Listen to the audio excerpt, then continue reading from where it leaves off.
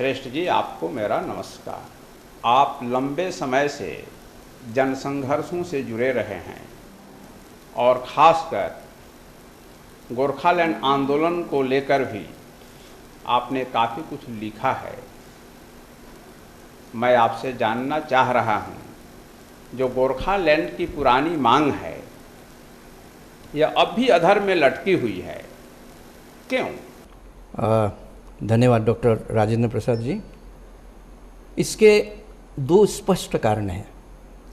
पहला कारण भारतीय गोरखों की वर्षों पुरानी इस मांग को भारत सरकार द्वारा गंभीरता से नहीं लिया जाना, और दूसरा कारण गोरखालैंड के मसले को ठीक तरह से सही मंच पर नहीं उठाया जाना। इसी का नतीजा यह है कि इतने वर्षों के बाद भी गोरखालैंड की मांग को लेकर अभी तक भारतीय जनमानस में और विभिन्न सरकारों के बीच भी कोई स्पष्ट तस्वीर नहीं बन पाई है। दरअसल इस मांग के समर्थकों ने अपने मन में गोरखालैंड के अलग अलग स्वरूप गढ़ रखे हैं। कुछ लोग इसके लिए बंगाल की पक्षपातपूर्ण शासन व्यवस्था को कारण मानते हैं, जिसमें वे खुद को वंचित, प्रताड़ित और अवहेलित महसूस करते हैं। वे गोरखालैंड को बंगाल से मुक्ति के रूप में देखते हैं। कुछ लोग ऐतिहासिक दलीलें देकर इसे बंगाल द्वारा हड़पी गई जमीन बता रहे हैं और अपनी जमीन अब वापस चाहते हैं। और कुछ लोग तो इस क्षेत्र का औद्योगिक और आर्थिक विकास के लिए और अपने पिछड़ेपन को दूर करने के लिए भी गोरखालैंड राज्य का निर्माण चाहते हैं। श्रेष्ठा जी, पर अलग राज्य निर्माण का यह कोई ठोस कारण नहीं हो सकता है। कारण कि शासन व्यवस्था की खामियों के कारण व भौगोलिक स्थिति को लेकर आज भी बहुत ऐसे क्षेत्र हैं जो पिछड़े हुए हैं। शासन व्यवस्था में सुधार कर इस असमानता को, इस विषमता को क्या दूर नहीं किया जा सकता है? डॉक्टर साहब, सबसे पहले मैं ये स्पष्ट करना चाहता हूँ कि गोरखा भारती विचार मंच इस मुद्दे को किसी क्षेत्र विशेष के विकास का मुद्दा नहीं मानता है। विचार मंच का मानना है कि गोरखालैंड का मुद्दा भारत के 1,25,00,000 गोरखाओं की भारतीय राष्ट्रीय पहचान और राजनैतिक सुरक्षा का मुद्दा है। यह मुद्दा उस जाति की आकांक्षा है जो भारत में अपनी एक स्पष्ट संवैधानिक ठिकाना बनाकर गर्व से भारतीय होकर जीना और भारतीय होकर मरना चाहती है। हमारा तो यह भी मानना है कि जब तक भारतीय संविधान के प्रावधान अंतर्गत गोरखों को इस देश में एक राज्य के रूप में अपना अलग ठिकाना नहीं होगा, तब तक गोरखा समुदाय भारत में बहिरागत, अनुप्रवेशकारी व विदेशी के तौर पर एक शंकास्पद राष्ट्रीयता के बोझ को ढोते हुए लांछित, तिरस्कृत व प्रताड़ित होता रहेगा। शासन व्यवस्था में सुधार कर सिर्फ असमानता को ही दूर की जा सकती है, जबकि हमारे लिए राष्ट्रीय पहचान और राजनीतिक सुरक्षा का सवाल उसे कहीं ज़्यादा महत्वपूर्ण है। क्या गोरखालैंड का मुद्दा दार्जिलिंग के विकास से जुड़ा हुआ मुद्दा नहीं है?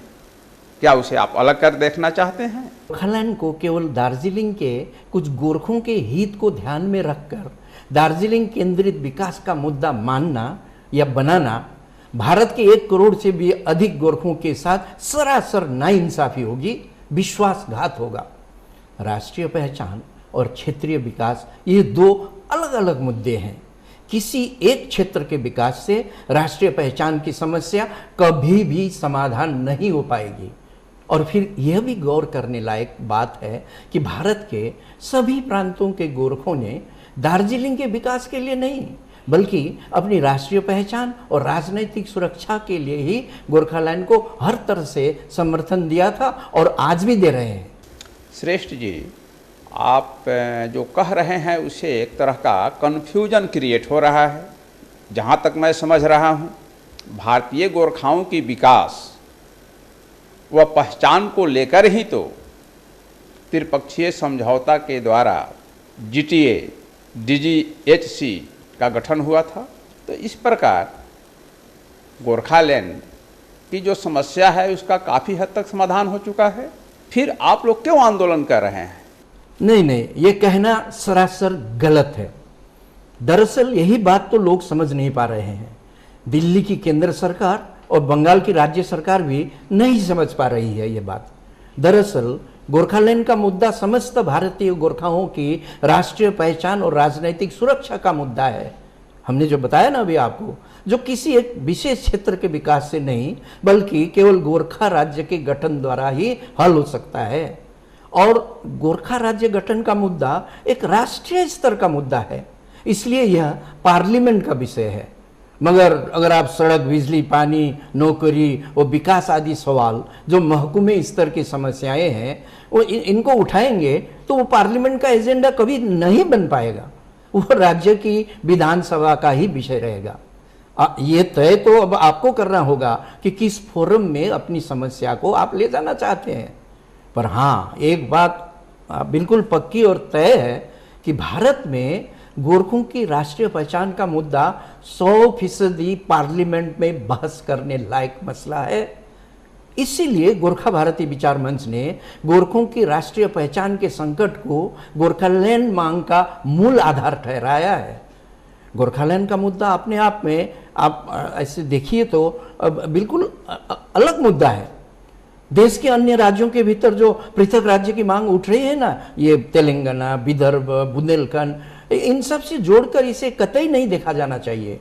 गोरखालैंड का मुद्दा अगर मैं कहूँ तो ये तो सर्वथा भिन्न है और एक तरफ से ये यूनिक है, अद्वितीय मुद्दा है। श्रेष्ठ जी, अगर थोड़ी देर के लिए यह मान लिया जाए कि हमारे पड़ोस में नेपाल राष्ट्र होने के कारण भारतीय गोरखाओं की राष्ट्रीय पहचान को लेकर कोई संशय है, तो इस संशय को दूर करने के लिए पृथक राज्य का गठन क्या अनिवार्य है? कोई दूसरी राह नहीं निकाली जा सकती जिसके कारण कम से कम यह बंटवारा टल जाए? डॉक्टर साहब, हमें ये बात समझनी होगी, हमें ये बात समझनी होगी कि विश्व में संघीय गणतांत्रिक प्रणाली से चलने वाला भारत पहला और अकेला राष्ट्र नहीं है, और भी बहुत सारे राष्ट्र हैं। उन राष्ट्रों में भी राष्ट्रीय मूलधारा से कटे हुए गोरखों की तरह बहुत से अल्पसंख्यक जातियां हैं जो राष्ट्रीय पहचान के संकट से गुजर रहे हैं या गुजर चुके हैं। और ऐसे संकट से उन जातियों को उबारने का सबसे सहज रास्ता बताया गया है कि सैद्धांतिक रूप से उन जातियों को राष्ट्रीय मूलधारा में, राष्ट्रीय परिदृश्य में ससम्मान समाहित किया जाना होगा। दरअसल इसी सोच का व्यवहारिक रूप है कि नेशनल गवर्नेंस में ऐसी जातियों का डायरेक्ट पार्टिसिपेशन होना, देश के शासन में प्रत्यक्ष भागीदारी होना। भारत जैसे संघीय गणतंत्र में ये प्रत्यक्ष भागीदारी तभी मिल सकता है जब उनको भी अपना एक राज्य मिलता है और उसी राज्य के जरिए केंद्र के शासन में उनकी भागीदारी सुनिश्चित हो सकती है।